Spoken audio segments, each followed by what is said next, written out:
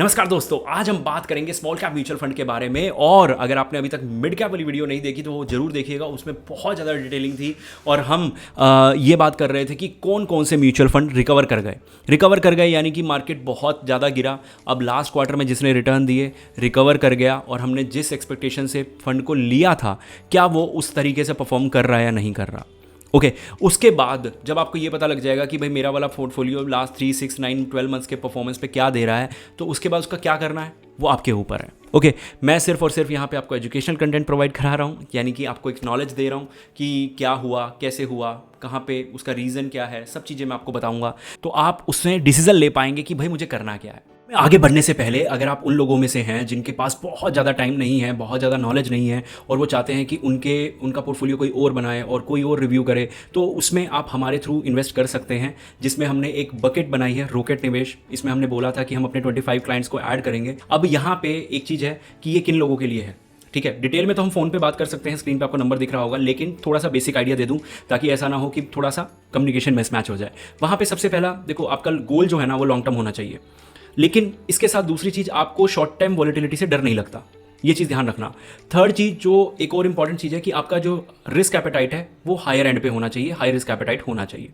तो आपके लिए ये बकेट सुटेबल हो सकती है, लेकिन उससे पहले आप कॉल पे बात करके और चीज़ें इसके बारे में जान सकते हैं, तो जिन लोगों के पास स्पेशली टाइम या नॉलेज नहीं है। तो चलिए वीडियो के अंदर वापस चलते हैं। अगर मैं बात करूँ यहाँ पे फंड साइज़ की, सबके फंड साइज सुपर बड़े हैं, सिर्फ और सिर्फ इन्वेस्को को छोड़ के। अब चलो, इन्वेस्को को इस चीज़ का एक बेनिफिट मिलना चाहिए। लास्ट 3 मंथ्स की अगर मैं बात करूं तो ऑलमोस्ट 10% कोई बुरा नहीं है, ऑलमोस्ट 12% कोई बुरा नहीं है, बंधन 12% कोई बुरा नहीं है। ओके लास्ट 1 ईयर के रिटर्न्स की मैं बात करूं तो इन दोनों ने 9% के आसपास दिए हैं, बहुत अच्छी बात है। और लास्ट 6 मंथ में 13, 11 और 15, 16 के आसपास। ओके लॉन्ग रन में सब ने रिटर्न्स जनरेट किए हैं।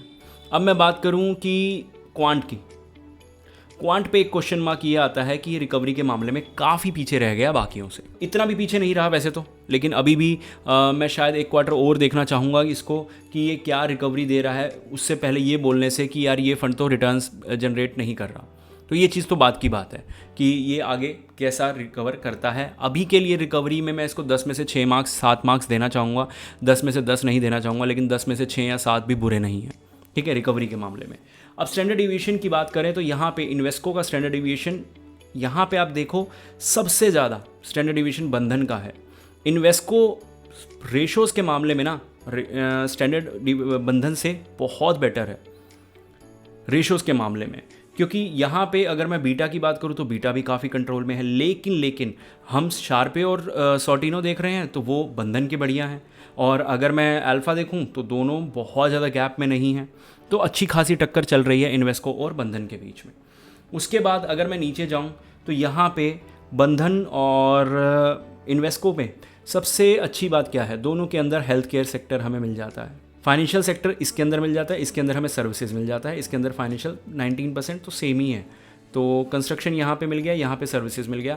टॉप 3 सेक्टर्स में ही 60% पैसा है इन्वेस्को का, और इधर थोड़ा सा अगर मैं बात करूँ तो 40% है। ये डिफरेंस को समझना आप। तो देखो अब ना पता क्या होता है, जो लोग बहुत फोकस चलते हैं, टर्नओवर रेशो कम होता है जैसे इन्वेस्को के फंड्स का है, तो उन पे ना ट्रस्ट ज़्यादा बन जाता है, बस इतनी सी बात है।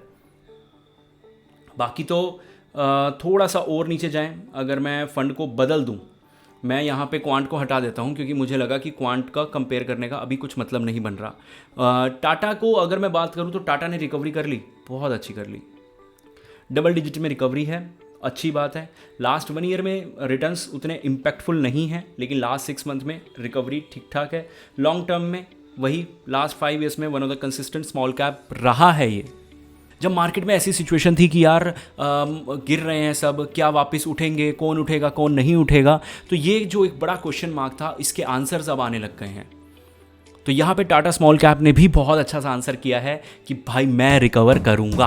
तो चलो अब आगे चलूँ तो स्टैंडर्ड डिविएशन की बात करें तो यहाँ मुझे टाटा, जब मैं हमेशा बात करता था कि टाटा स्टैंडर्ड डिविएशन की वजह से मुझे बेटर लगता है, और इन्वेस्को की जब मैं तारीफ़ कर रहा था तो इन्वेस्को से भी अच्छा स्टैंडर्ड डिविएशन, इन्वेस्को से भी अच्छा बीटा है।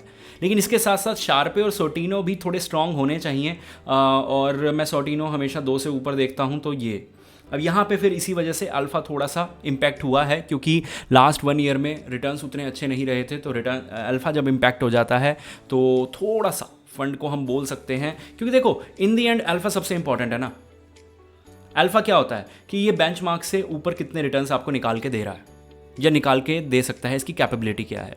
तो जब इसकी कैपेबिलिटी 3 हो जाती है और बाकियों की डबल है इससे, तो थोड़ा सा फंड की क्वालिटी हम बोल सकते हैं कि इम्पैक्ट हुई है, लेकिन ये शॉर्ट टर्म इम्पैक्ट हुई है। अगर हम सिर्फ क्वालिटी की बात करें, क्योंकि ना तो फंड मैनेजर चेंज हुआ ना कोई न्यूज़ आई, तो हम ये चीज़ कह सकते हैं कि अगर फंड बाकी मतलब नंबर शो कर रहा है, रिकवरी यहाँ पे शो हुई है, ओके यहाँ रिकवरी शो हुई है, उसके बाद रेशोज़ अच्छे शो हो रहे हैं, तो सिर्फ और सिर्फ इस डिजिट के ऊपर ज़्यादा बवाल करना मुझे नहीं लगता ठीक है। आप इसको छोड़ने को छोड़ सकते हो कि ठीक है कोई बात नहीं।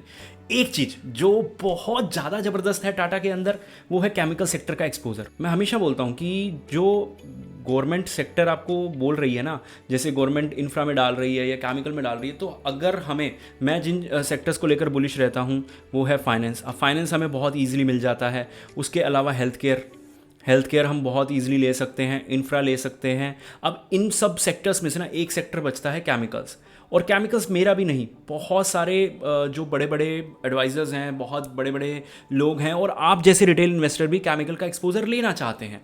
लेकिन उसमें क्या है, प्रॉब्लम सबसे बड़ी क्या आती है कि हमारे पास कोई भी अलग फंड नहीं है जो हमें केमिकल का एक्सपोजर दे बजाय कि टाटा के। अब मैं आपको ये नहीं कह रहा हूँ कि टाटा आप ले लो, मैं सिर्फ आपको ये बता रहा हूँ कि अगर हम केमिकल सेक्टर की बात करें और हमें केमिकल सेक्टर का एक्सपोजर चाहिए होता है, तो हमारे पास बहुत लिमिटेड ऑप्शन है। और स्मॉल कैप में एकमात्र जो फंड जो 12% केमिकल, 13% आप बोल सकते हो, जो केमिकल का एक्सपोजर रख के बैठा है, वो टाटा स्मॉल कैप है। तो होपफुली आप समझ गए होंगे कि किसके पास कितना सेक्टर, क्या एलोकेशन है, उसके हिसाब से आप डिसीज़न ले सकते हैं। और एक और जनरल रूल बता देता हूँ, जो लोग कहते हैं कि सर हमें 2 स्मॉल कैप साथ रखने हैं।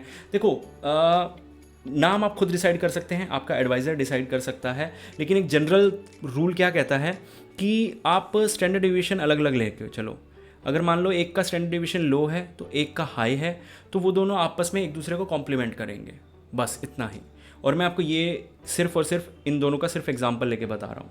आप इन दो का भी एग्जांपल ले सकते हैं कि एक का हाई है एक का लो है, ओके। तो एग्जांपल आप किसी का भी ले सकते हैं।